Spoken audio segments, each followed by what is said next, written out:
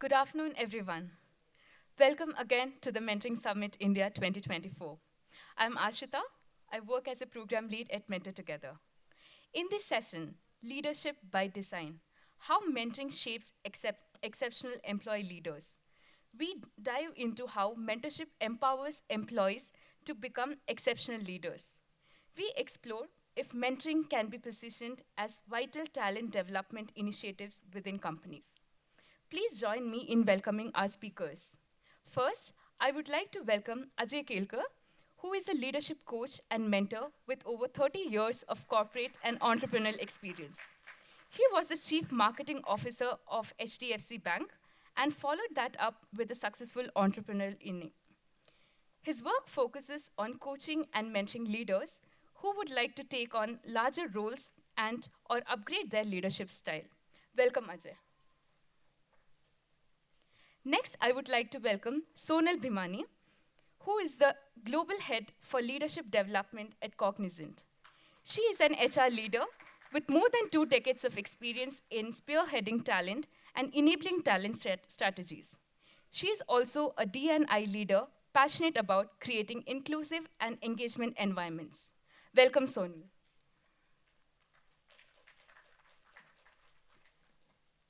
Please join me in welcoming our next speaker, Hima Nandan, who is a volunteer mentor with Mentor Together.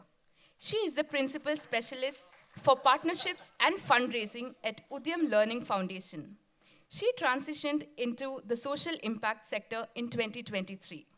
Previously, she was a marketing leader with 18 years of experience in corporates like Godrej, Vodafone, Lenovo. Welcome, Hima. Finally, it's my pleasure to welcome Aarti Madhusudan, who is the host for this session. Aarti is the principal consultant at iVolunteer. She is also the founder of Governance Counts, an initiative that strengthens nonprofit boards. She is passionate about volunteering and spends time each year in remote parts of India, giving time to nonprofits with friends to help build organizational capacity. Welcome, Aarti. Over to all of you. Thanks so much and welcome everybody. So just a couple of quick announcements. The doors are going to be locked till we finish the session. So you can't get out till we finish. But we're going to start with a Mentimeter. So you can take out your phones, but you'll have to put it right back after you've done the Mentimeter. Is it ready, the Mentimeter at the back? Okay. So the question to you as we start is what skills do you think mentors develop through mentoring? What skills do you think the mentors develop, not the mentees?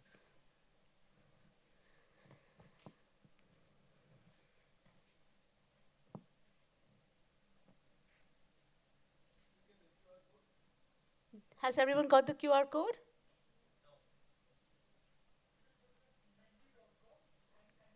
Yeah, go to the menti.com on top and if you can please enter the code there. I was panicking when it said 0 responses.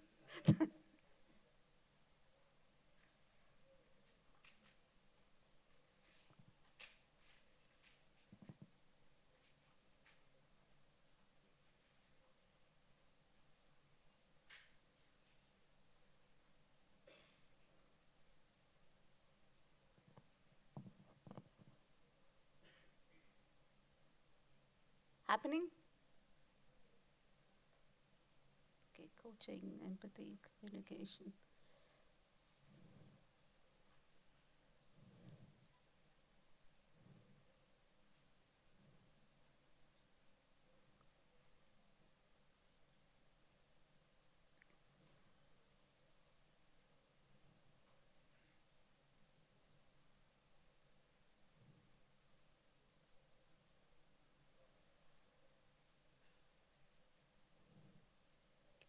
Great. Thanks everybody. So just to sort of set the context for the session, I just came away from an earlier session that on mentoring in the corporate sector, and it was really interesting to hear the panelists speak about the extrinsic variables that are being used and have been used by corporates to encourage more mentoring, and all of which is extremely useful. And it sort of provided a nice segue to this session. I don't know how many of you were there in that one. If you're not, and if you can get an access to the recording, then you must. So this session, we're going to be really talking about the value that mentors and employees who volunteer as mentors can receive because of the mentoring process itself. And I'm going to start off with you. Hima, you've been a mentor for a very long time, and we'd love to hear your personal story of why you started and what has it done for you. Hi. So for me, the personal journey, why I chose to be a mentor was because I believe that I've really, really benefited from having a mentor in my school days, and very informal. I was not a part of a program or anything. So this was my ninth and 10th standards, and my English teacher was the class teacher also. Took some interest in me and kept telling me I was good at studies, so that was not the issue. But she would tell me that, you're not doing justice to what you have, and I don't exactly remember what all she said, but the gist of it is more like you're not living up to your true potential. You have a lot more in you. You have to do a lot more. And I think it took about 1.5 years for me to really understand what she's saying and really do something about it when I reached the 11th standard, etc. And for me, it was very transformative, and it kind of stayed on with me even today. I would say in a lot of decisions I take, it's always about whatever she imparted in me, I have been using it through my life, and I believe that my life is a lot better. I would have definitely become an engineer and got a job as a software engineer somewhere, maybe yes. But what I did with my life, because of what she did, actually allowed me to really pitch myself harder, go reach higher, and always take those bold bets, believe in myself. So I think her role in my life was very transformative for me, and I really truly credit her for all of that. I mean, my dad kept pushing me, and for him, like any Indian parent, it was like become an IAS officer. You want to do engineering? Fine, go ahead. After that, IAS. After that, I want to do my MBA. He said, okay, fine, no problem. And then he said, now when are you writing? Preparing for IAS. Then I told him, no, I'm not. So then he was very disappointed, like any Indian parent. But beyond him, it was her that who really. So that mentoring really helped me in my life. So I believe that maybe there's somebody else who, I don't know if I'll be a good mentor or not, but maybe let me try, let me give my time. Maybe somebody will benefit from having a mentor at the right time in their life. So that was one journey. And another thing for me was also that I had a lot of questions, like, and so, especially in school, I didn't even know what people do. It was not computerized then so much.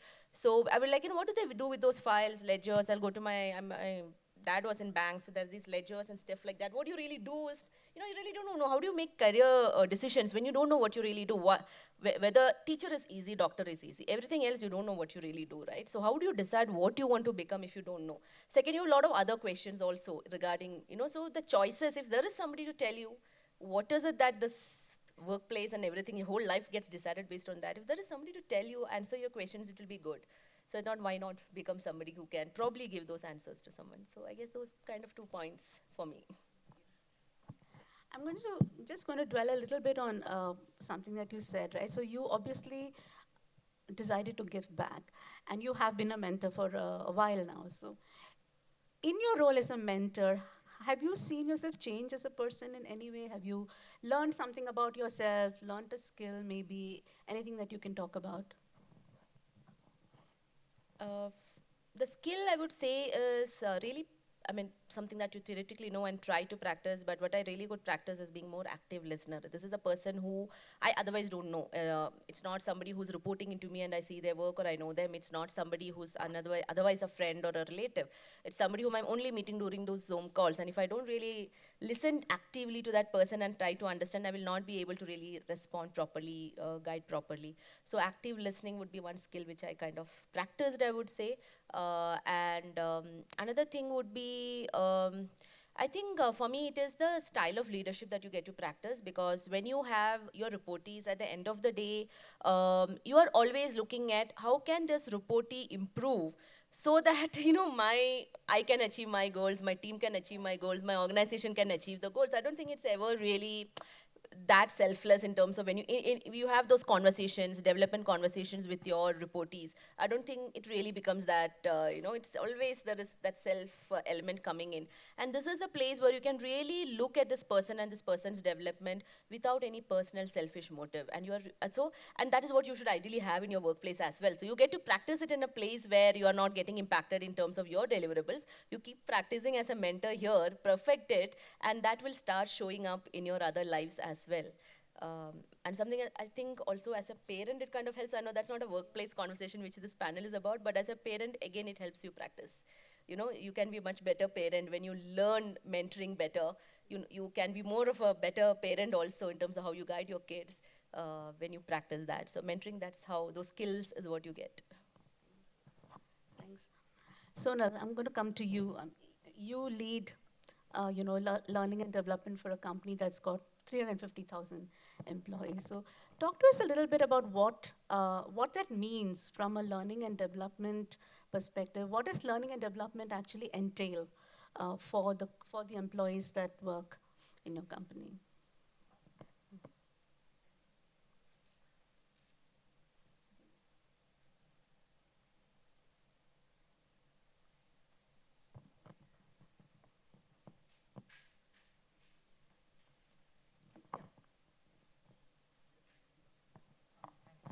Absolutely helpless when it comes to technology. I have two of them, so you can hold them in hands. Thanks for that question. Some of the things that we as an organization want to focus on when it comes to developing leaders and associates in the organization, because what you do is very important. It's how you drive results. It's the business that you bring in, the delivery, the consulting. But how you get there becomes very, very important. It's how you collaborate, how you think strategically, how you negotiate to get the stuff done, right?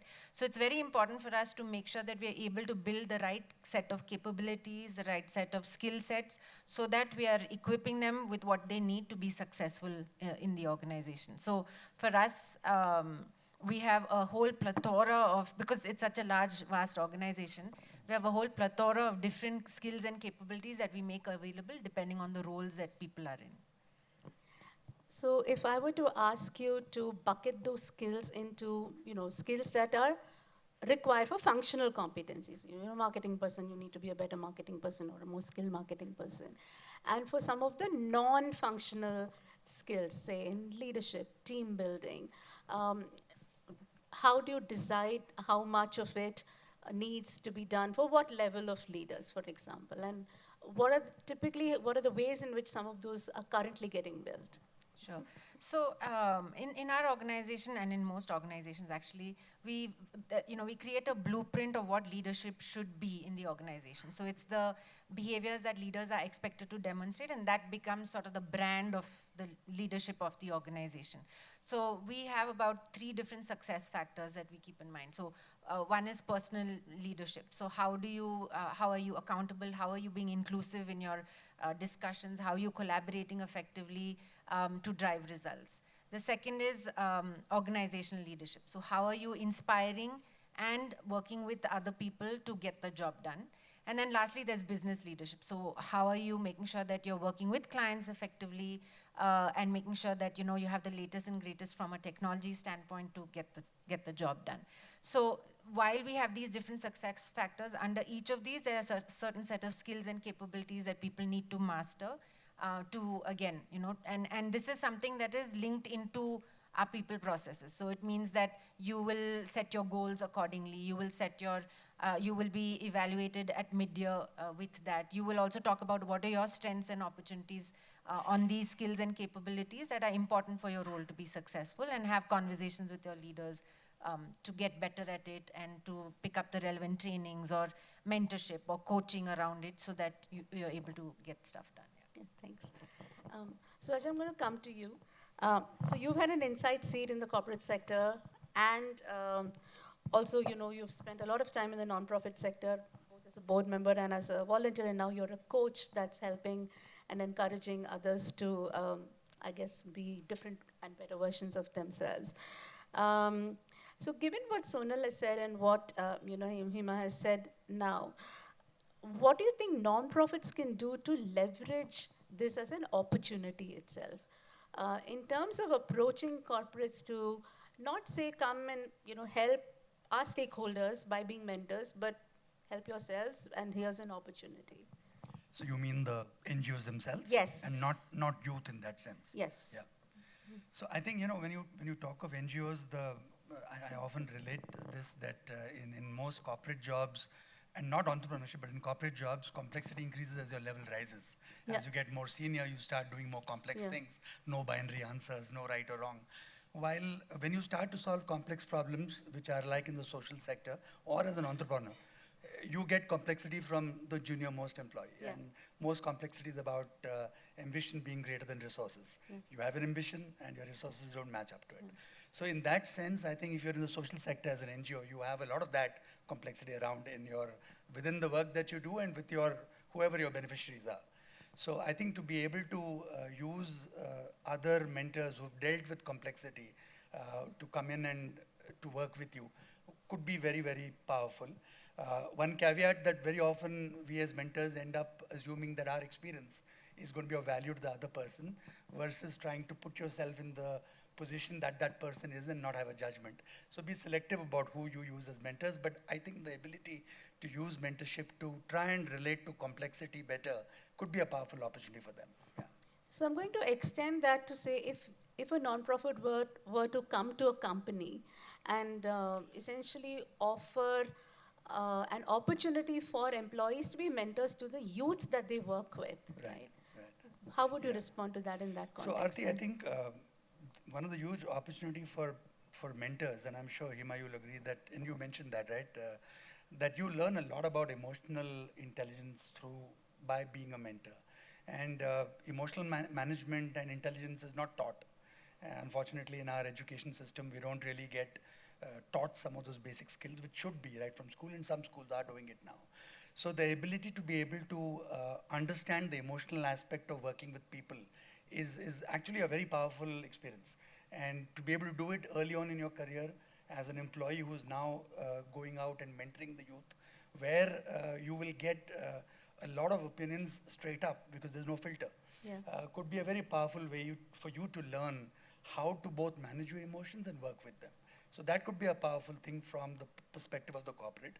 But I think more importantly, if there is a more sharper linkage for growth of the employee, which I don't see today, but if there is a sharper linkage to what's in it for me, apart from the silent learnings that are going to happen, that might encourage people even more. So if I could put something in my resume which says that now that'll get me a better job. So yeah. So I'm going to come to Sonal just on the basis of what Ajay said, right? Do you think there's merit in developing a mentoring program which will align to skill gaps or improvements that may be needed basis KPIs, right, for example? Yeah, absolutely. I think, coaching and mentoring, these are powerful developmental levers that organizations are now beginning to understand and are beginning to utilize more effectively. Absolutely. So, when you look at where the skill gaps are or what you want to do differently in an organization, it becomes very important to first identify what is the goal of that mentorship initiative. So very often we talk about how we want to have more diversity in the organizations. We want more women leaders in the organization. But it's very important to call out what is it that we're trying to do and what will success look like. Because once people do it, everyone's going through it and then they forget why they even started the journey, right? So that becomes very important to identify what is the outcome, what is the North Star that we're working towards. And then work backwards. So then you're able to measure impact. People are able to see the value that they're getting from these conversations and discussions.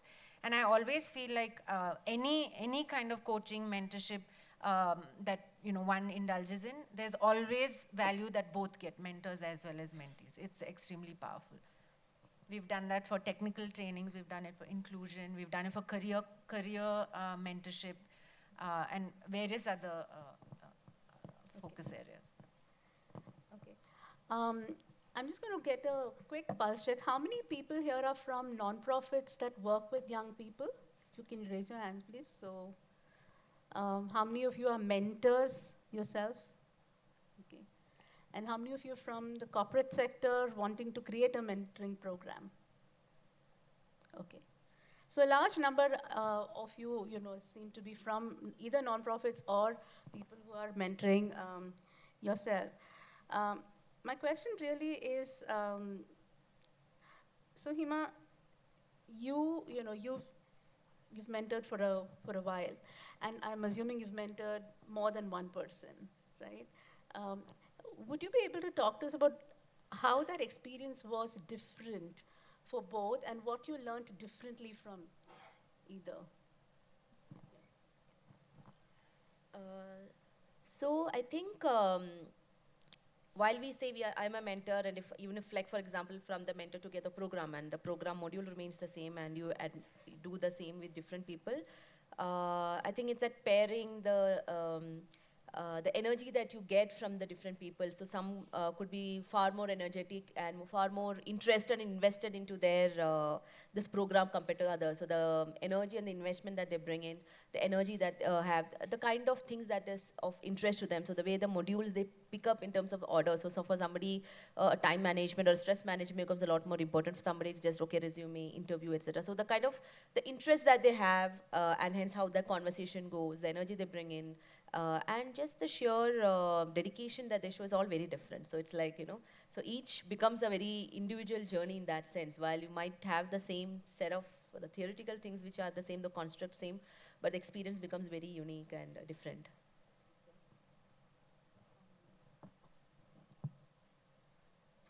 So there are some questions here that I sort of preempted that nonprofits might want to ask of corporates, especially if they were going to take a mentoring program to them. And some of these questions, just to raise of hands, I don't know if do we have a poll there? But if not, we do have a poll there? Yeah, okay.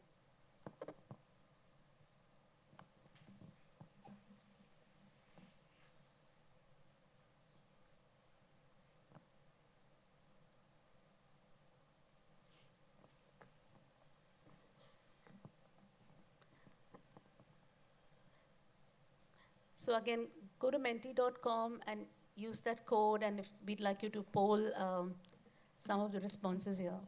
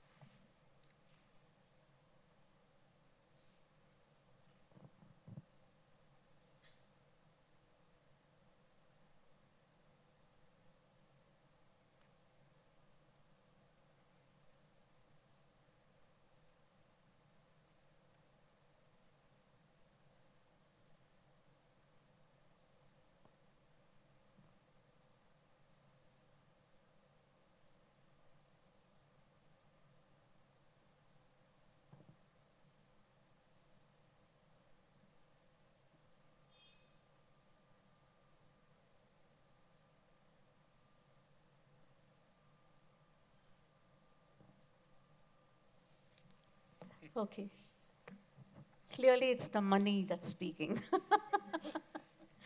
But, so this is really to Ajay and you. So you need to turn it down.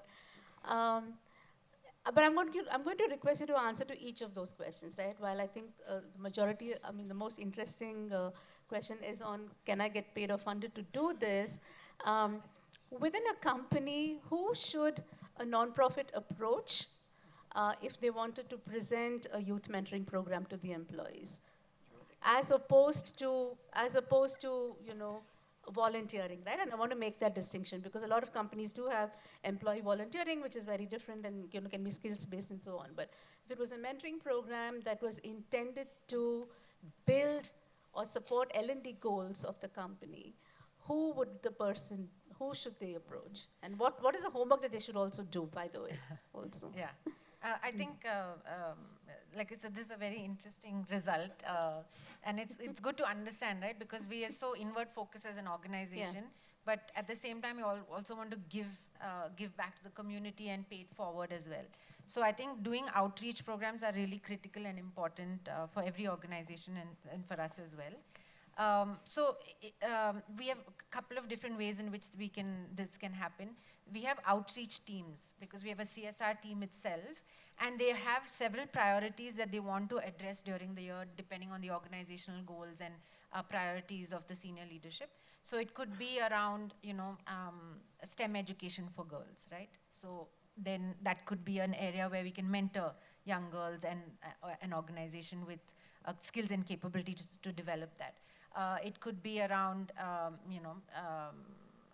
creating socially aware communities around what can be done to save paper, reduce plastic, whatever, right? Environmental challenges like that. So it depends on the organization's outreach objectives that are there. If we are familiar and aware of that, then it becomes easier for the organization, the nonprofit, to then approach, given what these priorities are, then the alignment becomes that much sharper and better. From an L&D standpoint also, again, as an L&D organization, because we have such a huge employee base, it's also important that we get them to give back. So there are a couple of things that we've also done. Like, for example, we look at, okay, how do we build a mentoring culture within the organization and then get them to pay it forward, right? So it's not just about building leaders within. We have a responsibility of building leaders outside as well. So there is a big initiative that we are driving where we want to train and equip 1 million, candidate students outside of the organization. So there's a whole lot of things that we're doing to build content, and then we make it available to the larger organization. Larger population outside the organization. So there are several things that can be done. So individually, we've done things like, we have a top talent program, and team members get mentored by senior leaders, and then we also tell them, now you need to also find a way to do an outreach where you now pay it forward and you train and mentor somebody outside the organization, right? So then it's holistic development that takes place. We've also had, as an organization imperative, we've had doing inclusion programs where we want to train women leaders to come back into the workforce if they've taken a break. So that's another opportunity. If an NGO is in that space, then that's another space that they can reach out to the HR teams for that. We've also done things like inclusion for underprivileged, underprivileged students at various, tier 1, tier 2, so that we are equipping them with the newest, latest technology and skill sets. It could be Gen AI, it could be AI technologies, it could be blockchain, whatever. So we also do a lot of training and then mentorship on that as well. So there are different opportunities, but it all depends on what the organization's focus is. And sometimes there may be a blind spot where we may not know what the larger environment needs. So even if an NGO reaches out, it at least have a conversation to say, okay, I didn't think of that. Maybe we can create an opportunity for mentorship to take place. Or we already have thought of it and happy to align on it. Or maybe not now, but maybe in the future. But I think it'll be good where it's HR or the L&D and the outreach teams. So we have 2-3 different avenues through which nonprofits can reach out. Yeah. I'm going to come back to you to ask a sharper question, but Ajay. Yeah. So I think adding to what Sonal you were saying, I have a slightly different view around this, saying that when an NGO approaches a company, sometimes it's about going to specifically only these functions. But I'm wearing my hat of being an entrepreneur, where I think you should go to the CEO and the business heads and talk about what will this do to their employees in terms of engaging with their business. So as an example, I ran a data analytics company for 12 years. And one of the biggest challenges in that was the ability to be able to relate to a client in real time. There are multiple clients you're talking to, and our junior people didn't have that ability as much as the more senior people did. And then obviously the cost economics don't work out, because then you always need a senior person. Yes. So to be able to go to a company and say, to develop that emotional intelligence, to read the room, you need to start talking to and helping different types of people as a leadership initiative and not as a paid forward only. Paid forward definitely, but definitely also as a leadership initiative.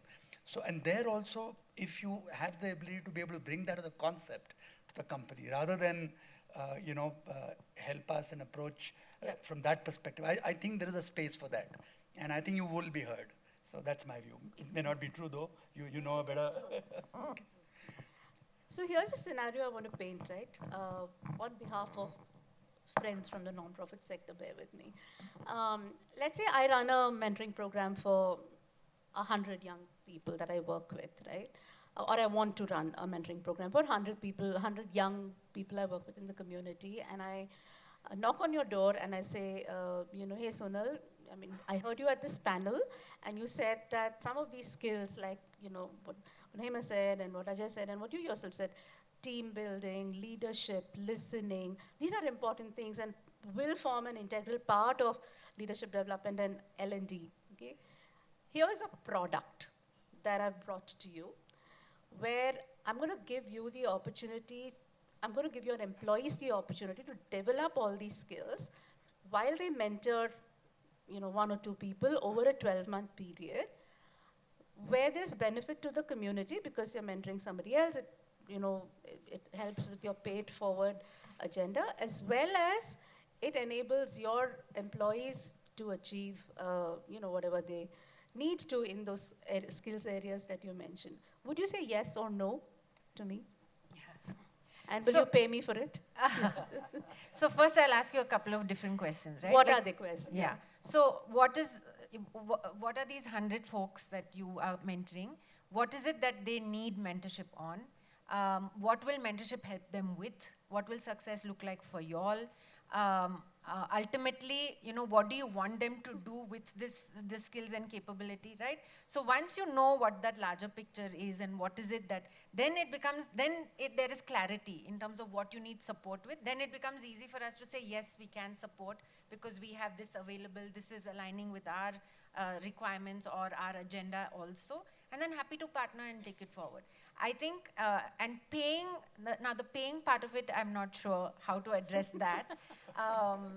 But like I said, if it is an outreach initiative, then we do look at, okay, how do we work with nonprofits to provide them the grant so that it is channelized and goes to the right population who needs it the most. So I don't know if that answered your question.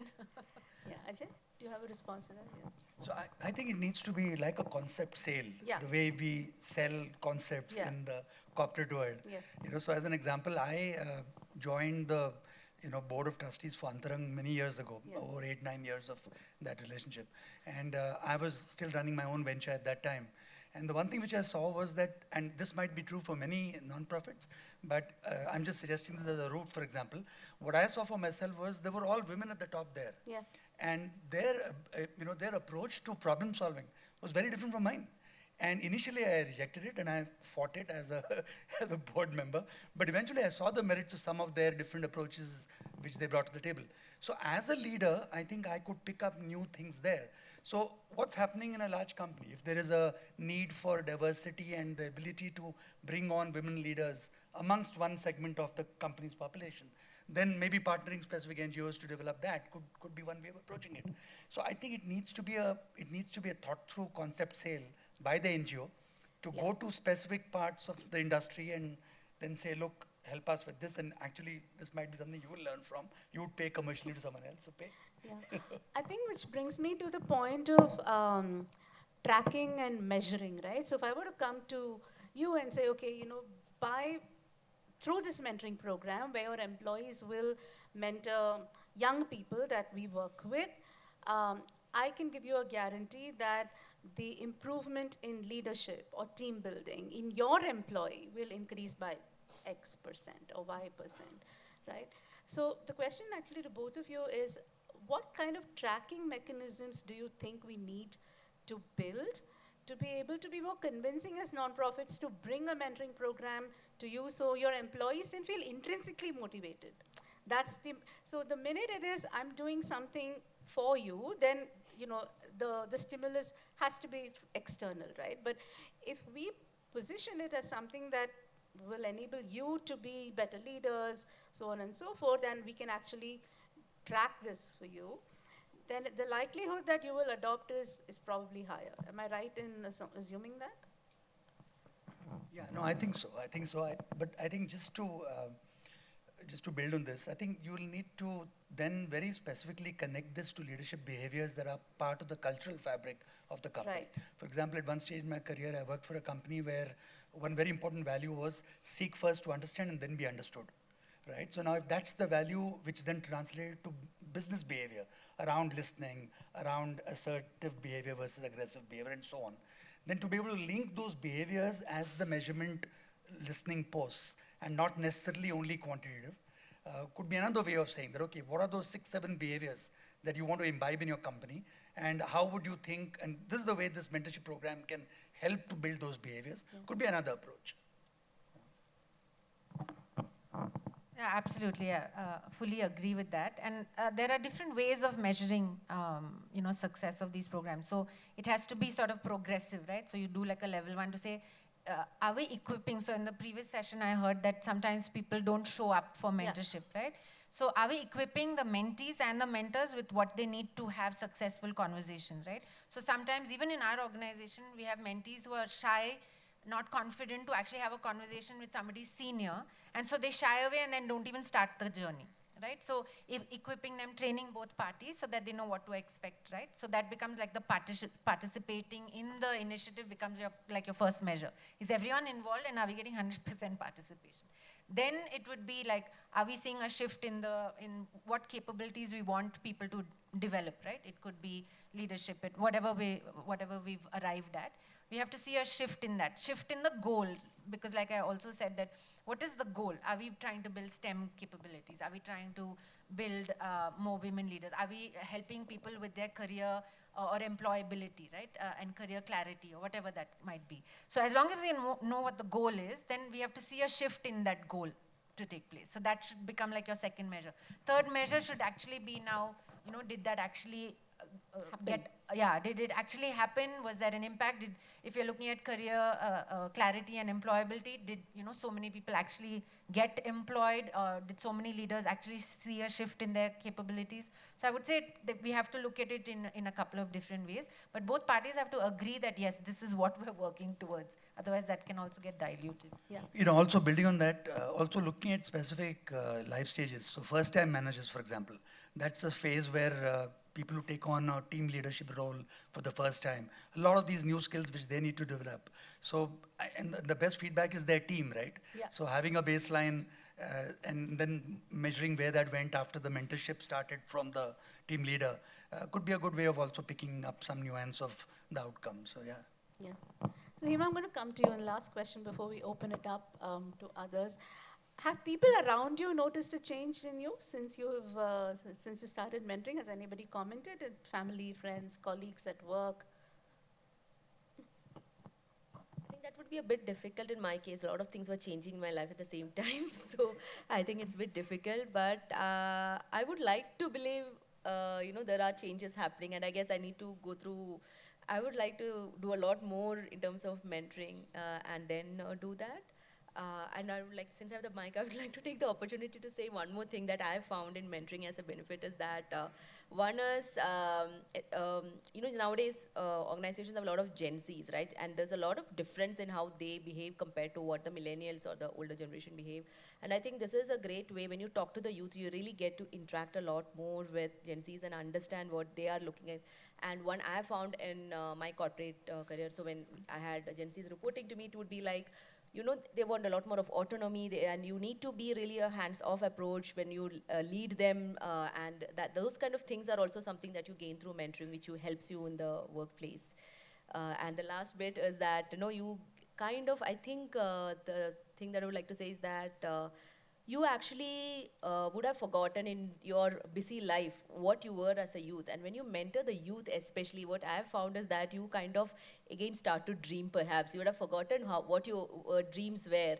And you see the spark in them, the energy in them, and how they are looking at life with, and the dream. And you also, then you start dreaming again, and then you go back to your dream. So I think that's another benefit which is not really on leadership development, but it kind of reinvigorates you is what I feel.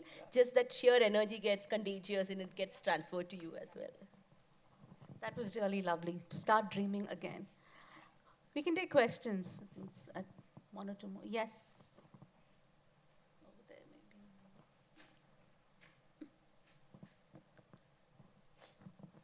Hi, lovely panel, really interesting points. I did come from the previous panel where we spoke about corporate volunteering and how it affects, right? One of very interesting questions that was asked there was the increasing focus on rewards and reward systems in corporates for mentorship and volunteering. It's become so intricate and it's become so developed. How do you think, I think this is for all of you, how do you think this affects the idea of mentorship and volunteering itself? And how do you think that, do you think it hinders leadership development in employees and everything that you spoke about social, emotional needs and understandings? How do you think that affects the rewards and the intricate systems that are being built in corporates for volunteering and mentorship? Thank you.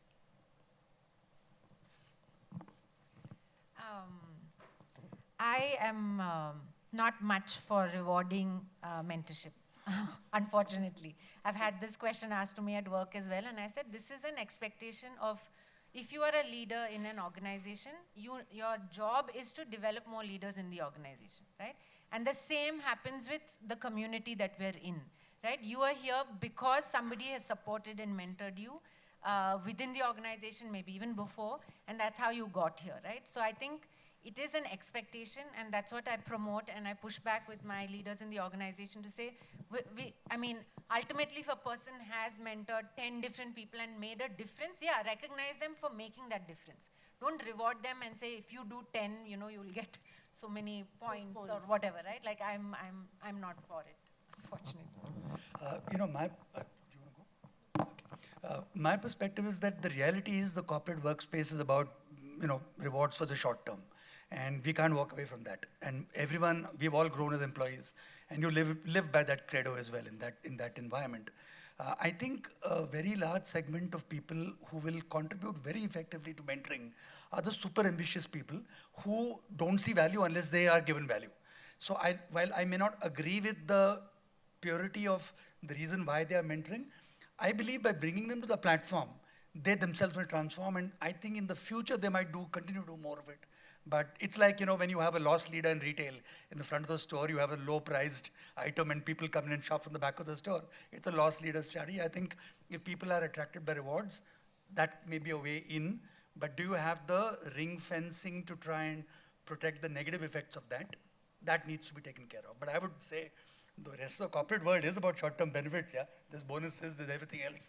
Yeah, but not, I mean, it doesn't have to overlap into everything like mentorship, right? Because the tone that you set as a leader on top makes a difference of how people then receive it down the line. So it doesn't happen, I may be utopian. I'm itching to say this, okay, but I just think, to your question, I think it's also about what we define as a reward, right?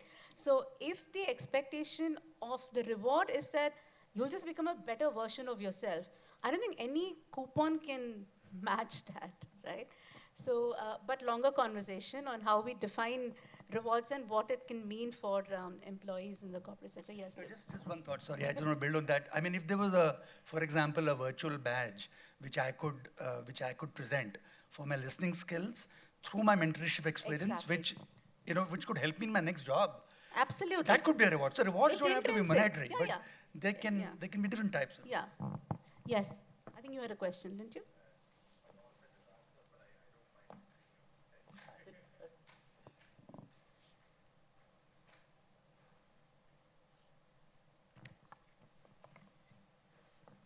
Hey, yeah, I think it's building on the previous question. This is Akshay from Make a Difference.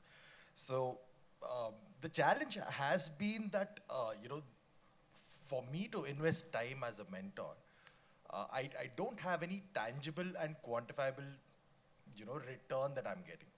Yes, I'm feeling good. Yes, I mean, that's great for me. But, in this transactional day and age and in this capitalistic system, we really need something to showcase for it, and which is what I think is the missing element. Building on the same conversation, I mean, these are thoughts I want you to explore. Can mentorship be, positioned as a skill development program for people? In certain areas, if we can define what you're going to get by mentoring certain sector of people, can we then say that, okay, if you finish this mentorship program for this amount of period, then these are the badges that you get, virtual badges that you get, so that you build this skill for yourself. Something to showcase. Do you think that will spur people, or it'll probably even nudge people to kind of invest a little more time?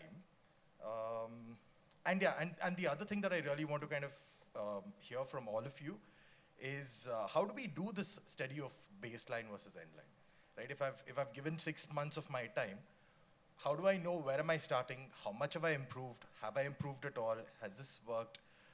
Any thoughts on that would really help. So I can just respond to that if that's okay, and then of course. So I think baseline and line is important. One of the things that some of us are trying to do and doing it consultatively with a lot of companies is to actually build what we're calling the volunteering transformative index, right? So it's about how is the mentor / volunteer changing as a person. And can it be self-reported? Yes, it can be, but it has to be peer validated, which was my question to her earlier. It's not enough for me to say I've become more empathetic and I can communicate better if my team, if I'm going and screaming at my team every second day. It doesn't make sense. So just a limited point that, yes, I think it's important to do baseline and line. I think in L&D, for example, you do have other metrics that you use anyway, right? Whether some of that can be extended to mentors, I don't know if that's a possibility at all, Sonal.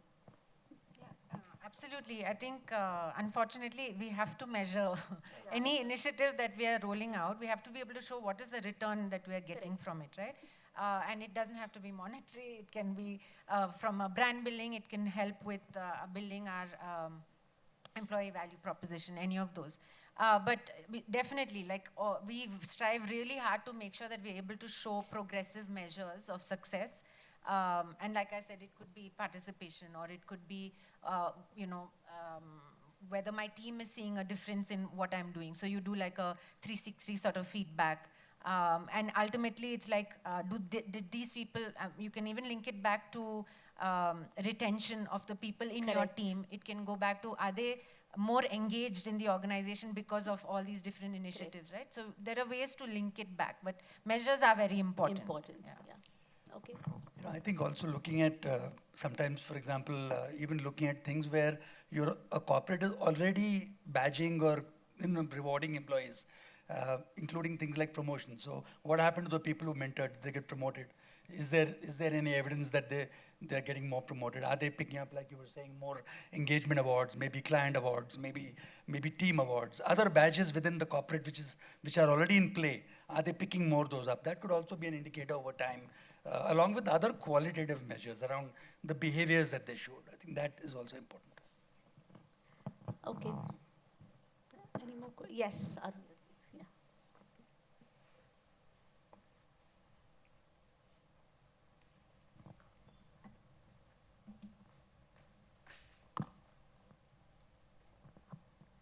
No, I think it was, though I've been helping everyone prepare the panel, I think it's been so exciting to sit and hear everything. Great points like everyone mentioned. One question is about, I think what you said, Ajay, about go find the CEO, right? And I think that we spoke about this yesterday about how difficult, I think there's this simultaneous opportunity of so many companies. CSR has become clearer. HR also is, you can figure it out. Like if you open LinkedIn, you can search for anyone and find out who is in what role in a company, right? But there isn't so much of a power difference between, like, look at how many corporates are in the room, right? It's all of us non-profits who've come to figure out, like, what can we do, right? And it's just as difficult to do it on the outside world then. Like there's a very big power difference and imbalance between the non-profits, and it's cultural, like we are only receiving, we need your help. So it's very difficult to do this actually. And yesterday we asked that question of like how to get to policymakers, and I would say in fact the corporates seem harder than even the policymakers, right? So what advice do you have like to negotiate this very big power imbalance that exists between non-profits and corporates? Especially if we had to make these even more ambitious types of programs happen, which are not even defined right now. So Arundhati, I think personally this is where maybe mentorship can be very valuable. So for example, if you if you actually say let's say I'm an NGO, let's say mentor together, and you say that look, you want to get to, let's say, top 5 corporates in CSR, and maybe if you have a mentor who's a regular $1 million salesperson for Infosys, he's going to come in and help you with a process like that, even if he doesn't know the people there, and give you the type of mentorship which will allow you to change that power distance. Because as entrepreneurs, we've all faced it, whether it's social entrepreneurs or it's other entrepreneurs, you've always gone with a very large power distance between you and your client. So I think it's a very learnable skill. I think it just needs to be, you just need to sit down and learn it. That's it. It's nothing more than that. Because it's in the mind, and you need to shift from the mode of saying that we are wanting the corporate to help to say, hey, look, if you don't help me, you will lose. So maybe that's an arrogant statement, but I think you need to begin somewhere and then normalize that for the market and go to specific people with, if there's a bank like HDFC Bank putting out maybe 1,000 crores in CSR funds, it's worth pegging away for a few years to get to that point, So. I just think LinkedIn has been great, Arundhati, honestly, and I have mailed and called innumerable. Yes, I think that's one last question before lunch. Hello everyone. I wanted to know, since you mentioned that there are some ways how you would want mentoring to work without basically monetary benefits, but some other values, can you share a little bit about how it has happened in your organization? Can you call out, like, to name a few, and those that you think have brought value to the people in your organization, having clearly called out that those were not monetary, but otherwise? So it all goes back to what is the goal, right? What are we mentoring for? Like, what's in it for me? What's in it for the organization? So if you look at it thematically, we've done, we've mentored teachers on how to educate students on the latest and greatest, not let it be rote learning, not let it be one-sided conversations. How do you make it interactive? So we've had mentorship on that. We've done training on that. We've had 3-month mentorship with teachers from different schools, the government schools, other schools that we have outreach programs and connections with, to train them on that. Now, all of our learning and development professionals, all of them volunteer to do that without any monetary payback, right? So it all depends on what's in it for me, how is this going to help, and if they see a larger purpose that they're aligning to, people will voluntarily come in and support and guide, right? Similarly, we've done it for STEM education, we've done it for building women leaders outside, we've done it. This is what I know of people who on their own with different organizations, and they want to give back, but they don't, and then they figured out how I can do that. So I've had somebody, recently I was talking to a person, he's gone back to his village, this particular leader, and he's supporting the school that he studied in, and he's helping that entire population with different things on hygiene, on building your own crops, on a whole technology, a whole bunch of things, right? And he's involved other people from his team also to participate and give money to that. So if people align to the larger purpose, I think it really helps. On that note, larger purpose, sense of service, etc. Thank you all very, very much. It's been a delight to interact with you before and now as well. And thanks for all the questions.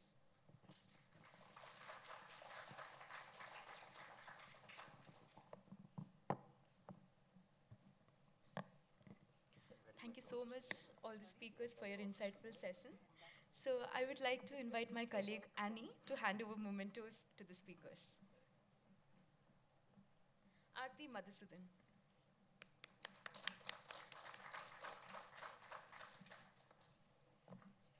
Ajay Kekar.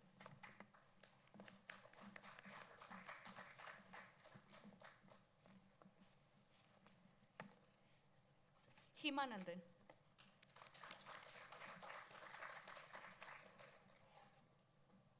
Sonal Bhimani. Thank you so much, all of you.